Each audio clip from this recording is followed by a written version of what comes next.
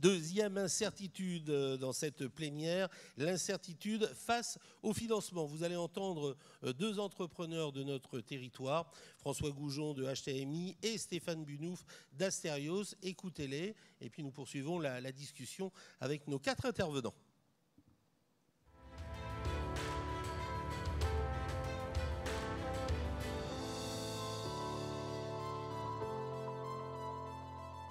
Aujourd'hui, on observe effectivement que les entreprises sont de plus en plus face à une certaine incertitude. En France, elles sont dans une configuration particulière où vis-à-vis d'un pays qui est très généreux en termes d'aide publique, par exemple, il y a tout un tas de possibilités. Mais la grande question, c'est est-ce que j'ai le droit, est-ce que j'ai pas le droit effectivement d'avoir recours à tel ou tel financement? Est-ce que je peux aller le chercher? Et notamment les entreprises dites non technologiques souvent passent à côté de montants qui sont importants parce qu'elles ont compris que sur la partie technologique ou R&D pure, elles pouvaient aller chercher effectivement des aides, mais que ça n'était pas possible pour tout le reste de leur métier. Ensuite, évidemment, il y a toute la recherche de financement privé. Quand on parle de financement privé, on va parler d'un côté de la recherche d'investisseurs.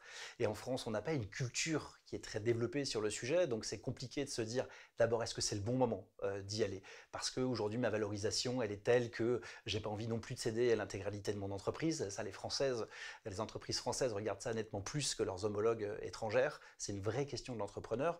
Et donc il y a la question de la dilution, il y a la question de l'aventure humaine qui va avec ce financement. C'est-à-dire comment est-ce que je choisis les gens qui vont être avec moi au capital de ma structure. Et puis, à qui je m'adresse? Parce que finalement, on me dit oui, il y a des séries A, il y a des séries B, il y a des séries C en termes de levée de fonds, mais finalement, quels sont les interlocuteurs et dans quelle case je rentre? Et enfin, j'aimerais terminer par le crowdfunding. Je pense que c'est un nouveau mode de financement qui émerge et qui représente des volumes assez peu significatifs si on les voit au niveau national aujourd'hui. Mais si on regarde ce qui se passe en région, et en région Bretagne, il y a des acteurs qui sont assez dynamiques sur le sujet, et effectivement, on observe que sur certaines entreprises, et des entreprises traditionnelles, pas seulement des startups, on a certaines industries qui ont déjà eu recours à ces financements pour des sommes qui sont quand même assez conséquentes. Mais là encore, la question se repose, pour qui ?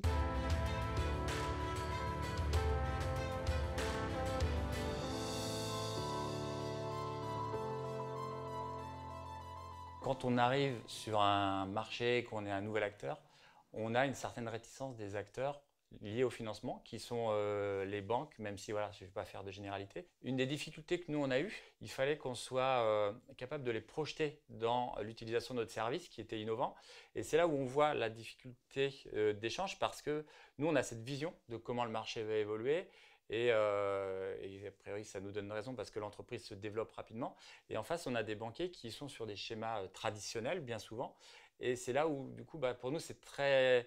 On est vraiment dans une vraie incertitude parce qu'on ne sait pas s'il va être capable de nous comprendre et de nous accompagner sur toute la longueur de notre projet. On est aussi allé chercher du côté des financements publics pour voir, parce que c'est vrai qu'il y a pas mal de choses qui sont communiquées, mais ce qu'on s'aperçoit, c'est que c'est extrêmement complexe. C'est-à-dire que vous avez à différents niveaux, que ce soit au niveau, voilà, vous avez la BPI, vous avez la région, le département, chacun avec des critères différents.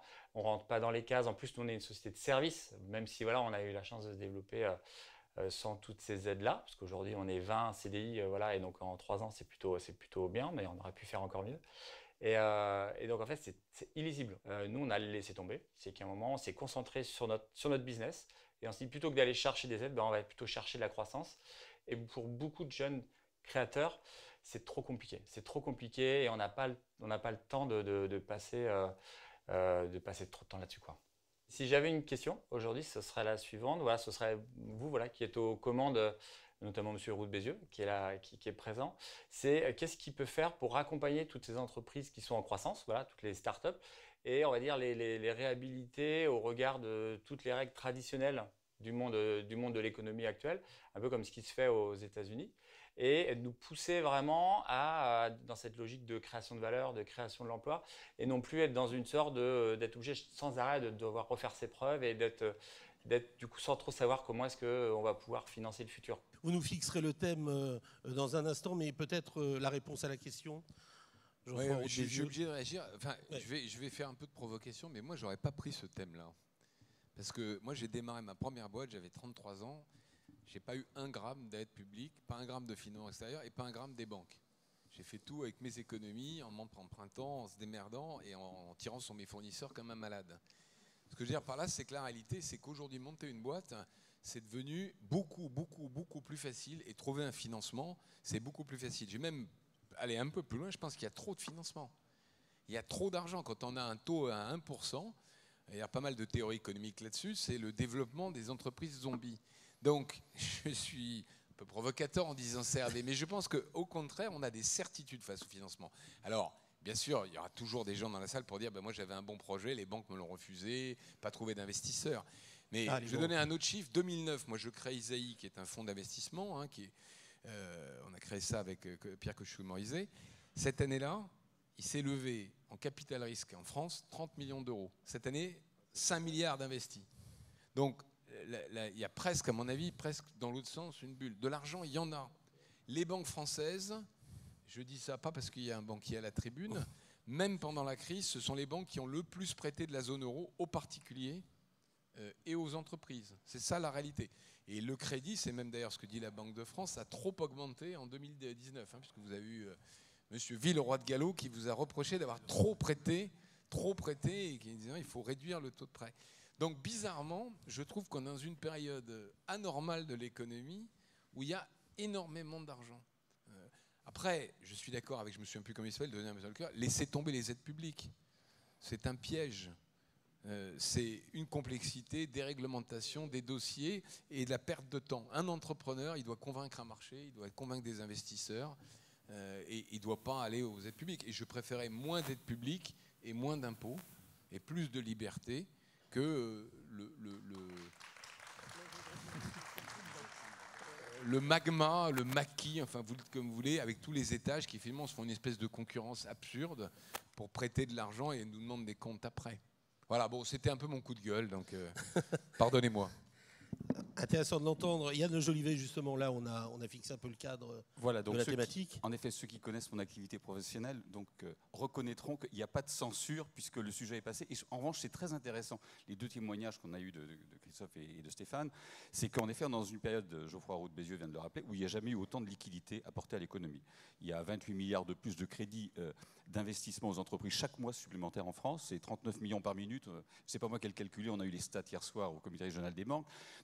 Donc ce paradoxe, c'est la perception et la réalité, première chose. Et deuxième chose, en revanche, il y a une incertitude massive, c'est que si les taux sont aussi bas, c'est qu'on est passé dans des zones de territoire de taux négatifs durant l'année 2019, moins 0,50 pour le refinancement des banques, enfin en fait, quand les banques déposent l'argent disponible auprès de la Banque Centrale Européenne, c'est moins 0,50% de rémunération. Donc c'est une mesure importante. On est totalement en territoire inconnu puisqu'on n'a jamais vécu ça. Et aujourd'hui, l'incertitude majeure, c'est comment on reprend, puisque on commence, après la période de frénésie, à toucher les premiers dividendes négatifs de cette situation-là. Comment on fait pour s'en sortir?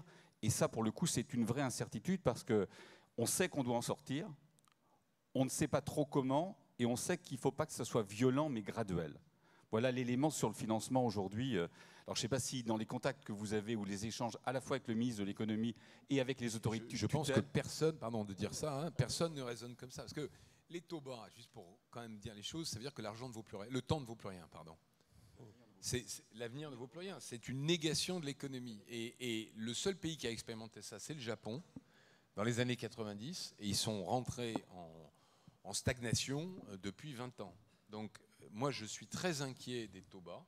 Mais par contre, contrairement à ce que vous avez dit, je crois que personne n'a envie d'en sortir parce que en sortir, c'est accepter une récession. Au fond, je vais le dire autrement, la politique économique, moi quand j'ai appris ça à l'école, il y avait les cycles de Kondratiev, on faisait des hausses et des basses, voilà, on faisait comme ça très régulièrement. Là, plus aucun politique n'accepte une récession. Et dès qu'il y a une récession, on injecte de l'argent massivement. Et donc, comme on injecte de l'argent et que finalement, ces planches d'habillés qui ne grâce à l'euro, d'une certaine manière. Parce qu'au fond, comment ça marche? Les Chinois, ils impriment des yuan et ils s'en foutent parce que c'est eux qui décident, il n'y a pas de démocratie. Les Américains, c'est le reste du monde qui les finance, et nous, on est protégés par l'euro. Donc en gros, on a un système qui aujourd'hui n'est pas autorégulé, et moi qui m'inquiète beaucoup. Donc l'incertitude, j'aurais mis l'incertitude face au taux bas. Voilà. Ça m'inquiète, et je ne sais pas du tout comment on va en sortir, et je ne vois pas aucun politique qui est prêt à prendre ce risque politique de dire, écoutez, là pendant 2 ans, je remonte les taux, donc l'immobilier, ça va coûter plus cher.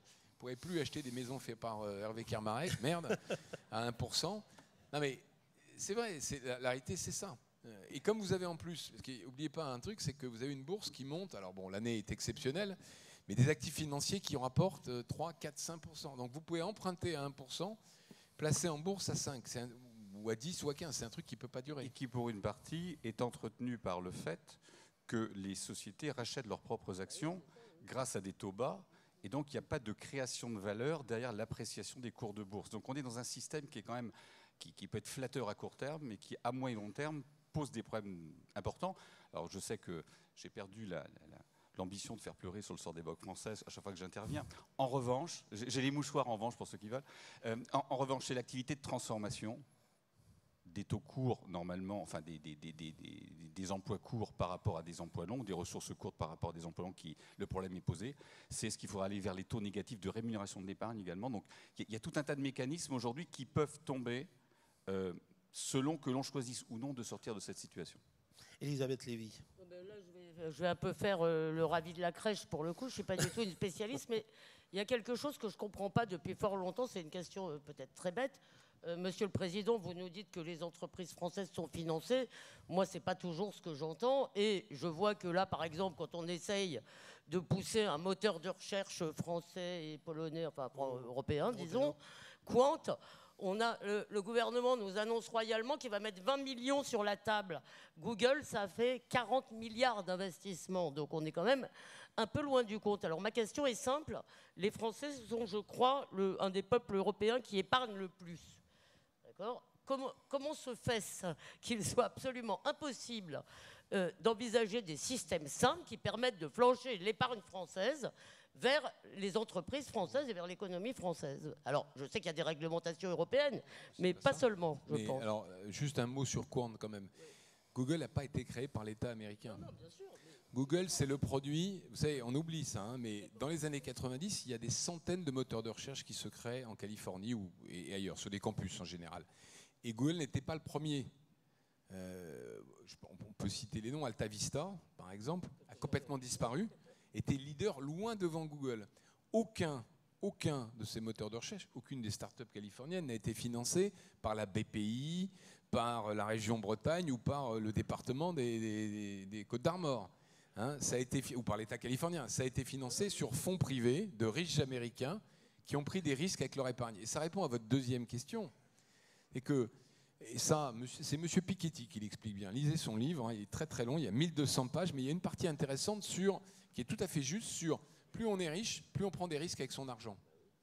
Et donc l'épargne des Français, vous ne pouvez pas leur demander, et certainement les obliger, enfin, sauf à tomber dans un autre système politique, de prendre des risques. Donc l'épargne des Français, il n'y a que les riches français, il n'y en a pas assez, il n'y en a pas beaucoup, parce qu'on revient à Agnès Verdier-Molinier, les impôts et compagnie.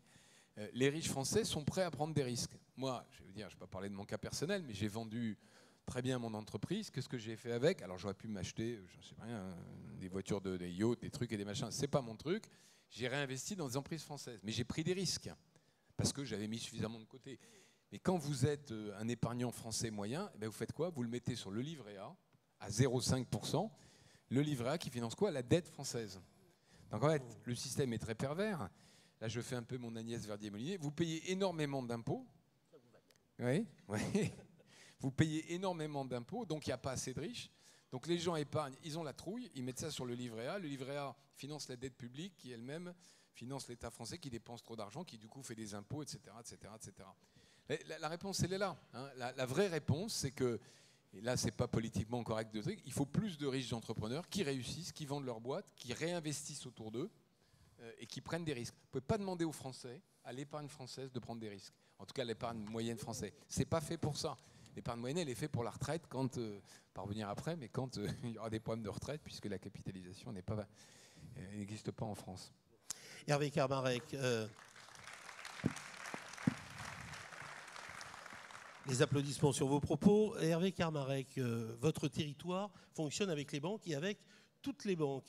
Récemment, l'UE35 s'est rendu au Canada. Vous avez pu discuter, disserter autour du digital et du financement. Quel est un peu le regard que vous portez aujourd'hui? Oui, c'est vrai que Stéphane Milouf a parlé notamment du crowdfunding et Geoffroy parle du financement de ces entreprises qui pourraient être des entreprises zombies. On regarde ça avec un peu d'appréhension, surtout quand on est une entreprise traditionnelle où on voit ces milliards qui sont investis dans des projets qui, de notre point de vue, ne mériteraient pas autant d'investissement et qui, pour autant, parfois fonctionnent. Ça vient quand même largement bousculer nos modèles traditionnels. Et face à ces financements qui sont sans fond, finalement, ça crée quand même beaucoup d'incertitudes sur nos économies traditionnelles. Une réponse quand même à François Goujon, François qui, comme beaucoup d'entrepreneurs, s'est vu un jour refuser un emprunt ou un prêt. Les banquiers sont dans la salle ce soir. C'est ça aussi, finalement, hein. Le rôle de l'UE35, c'est de vous permettre à vous d'avoir des contacts un peu privilégiés avec vos partenaires bancaires. Et on le sait quand même. Oui, il n'y en a pas qu'un, mais ils sont nombreux. Mais on le sait quand même que... Non, je ne vais pas mettre son numéro de portable, d'autres ne seraient pas très contents. Mais on le sait que lorsque le climat de confiance existe entre un banquier et son client, l'explication d'un projet devient un peu plus facile. C'est aussi ça, sans doute, le rôle de ces soirées-là, c'est de permettre de mettre en relation un client et un banquier et d'expliquer quels sont les projets, car tous les projets bretons méritent d'être financés. Alors, la troisième incertitude, on va l'évoquer dans un instant. Un petit mot de synthèse, là encore, Yann ? Simplement, on a parlé beaucoup, Geoffroy l'a rappelé tout à l'heure, Hervé aussi, le rôle de l'entreprise contributive autant que productive. Une petite pensée pour Claude Champeau qui nous a quittés il y a 1 an à peu près et qui il y a 2 ans était sur scène parmi nous et qui est un des maîtres à penser de l'école économique de Rennes, école économique qui dès les années 70 développait ces discours de RSE, de développement durable, d'économie responsable, d'entreprises à mission qui aujourd'hui sont en pleine actualité, qui à l'époque n'étaient que la partition de quelques pionniers. Merci en tout cas d'évoquer la mémoire de Claude Champeau.